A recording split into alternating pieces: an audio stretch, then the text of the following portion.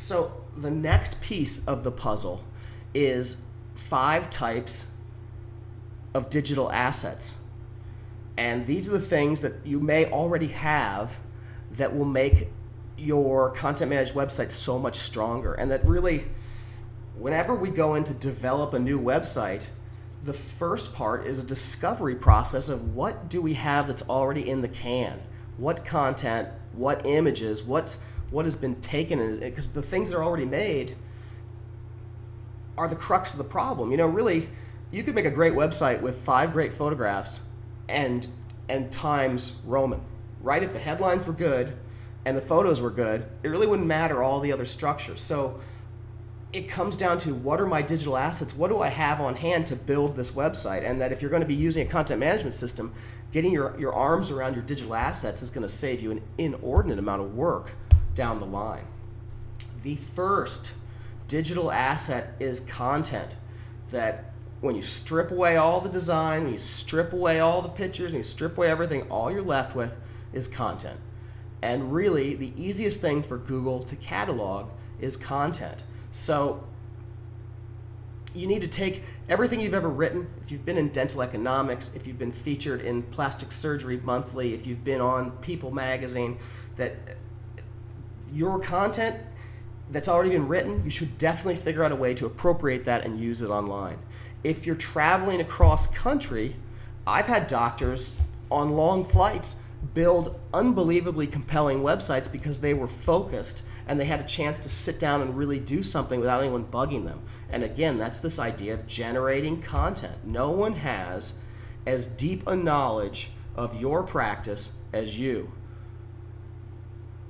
Nobody has as deep a knowledge of your practice as you. You know, you'd hire all these third parties to come out and write about your stuff, but really, if you get in there and write it, and you get in there and start thinking about that and get focused on it and generate that content, you're going to be making a resource that will pay dividends for, you know, perhaps the life of your practice.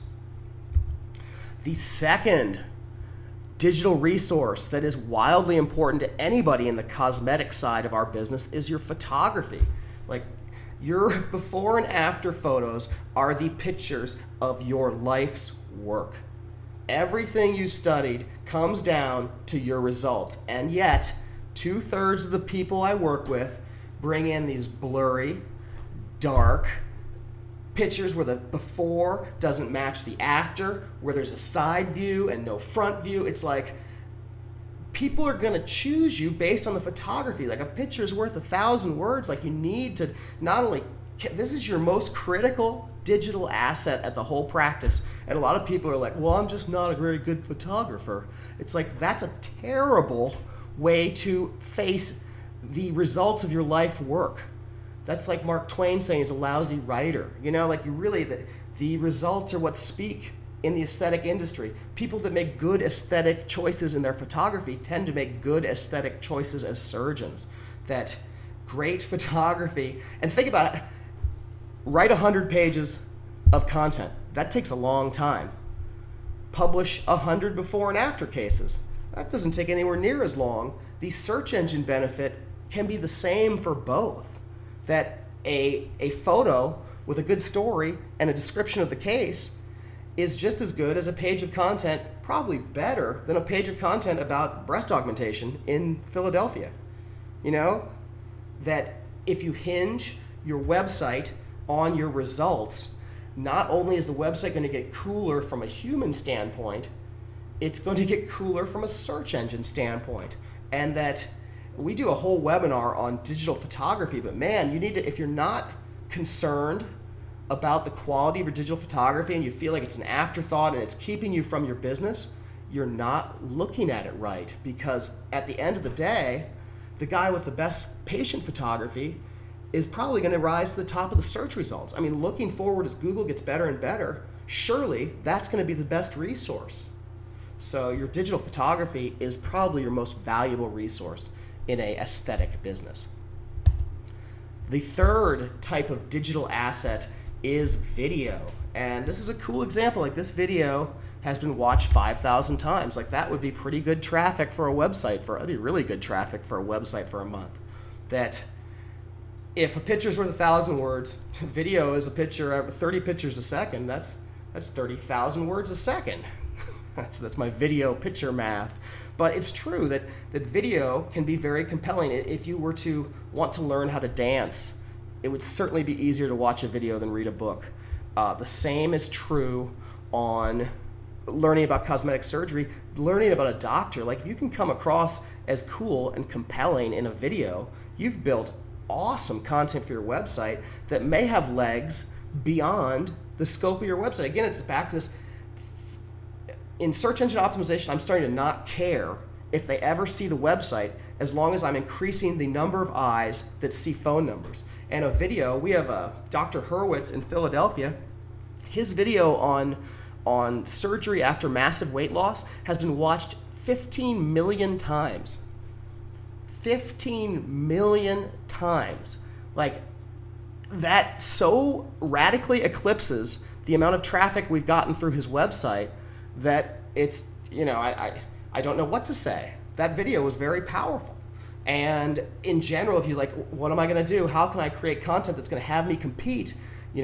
Start putting video testimonials into your pages about your great case studies. Start having people talking about their cases. Start having you talk about great cases, great results, people whose lives you changed. Like, that's valuable. The fourth practice asset is your events. That if you're doing a seminar every Tuesday or once a month, that's a thing you can talk about. That's newsworthy. That can go on your website. That if you think about your practice in terms of events, all of a sudden, instead of arbitrarily talking about cosmetic dentistry in, I don't know, Ocala, which is kind of the search engine idea, like, let's write a page about that. Instead, you're talking about being the leader in Ocala and having these exciting events in Ocala. One's a search engine idea, and one is a human and search engine idea, and the stronger of the two is clearly the human one.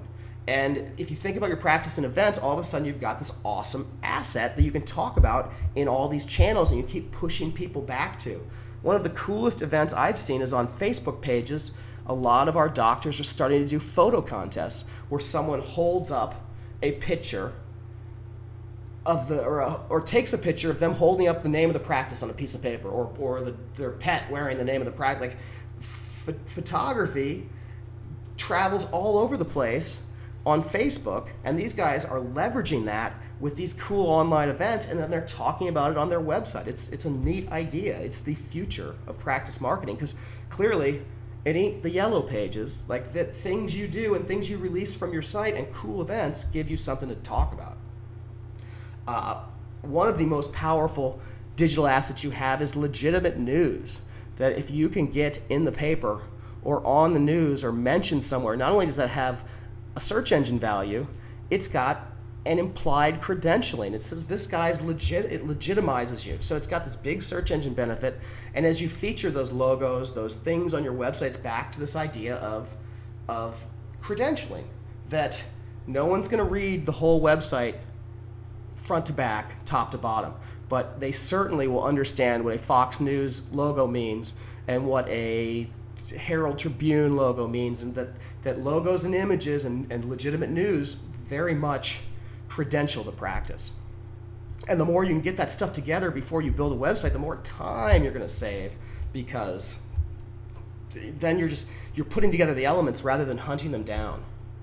The sixth and final digital asset is your forms and documents. And I've yet to, this is a cool idea. You have a prospect, and they need an intake form. Then you have a patient, and they need an operative form. And then you have a post-operative patient. And really what they need is a post-operative kit and a referral kit. They need a kit to go review you all over the place. Like, if you could formalize that and put all that in your website, wouldn't you think you'd get more third-party reviews? If everybody went home with, hey, don't forget to mention us here, and here's some cards to give your friends, like a referral kit, makes a lot of sense. Like, putting those things into your website, you'd only have to do it once, and it would pay off dividends for the life of your practice. So your digital assets, really the documentation, the things you use around the practice, are an awesome thing to provide online. And again, you upload them to the asset manager, you feature them on a page, and if they're written well, If the content's good, it doesn't really matter the delivery system. They could be an email at the end of the process, but if they ask the right questions, how was your experience? Would you refer us? Could we use this for our marketing? Those are 3 pretty reasonable questions. And what's the upside? You'll get way more reviews than if you don't do anything.